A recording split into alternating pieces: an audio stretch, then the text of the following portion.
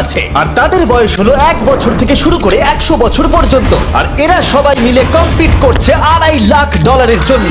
প্রত্যেকে নিজের কিউবে চলে যাও। আর এটা আমার অন্য ভিডিওগুলোর মতো নয়, এই 100 জন মানুষ নিজেরাই ডিসাইড করতে চলেছে কে $2.5 লাখ ডিজার্ভ করছে। প্রত্যেকে নিজের কিউবের ভেতরে যাও।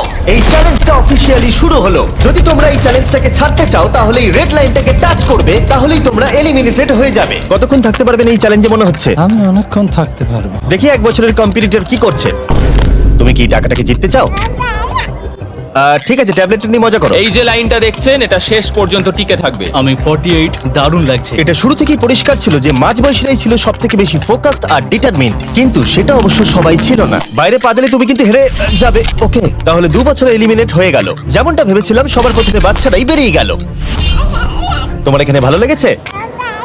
ও যখন বলতে পারবে তখন জিজ্ঞাসা করবো। আর কিছু বয়স্ক মানুষ আমি বেরোনোর জন্য প্রস্তুত।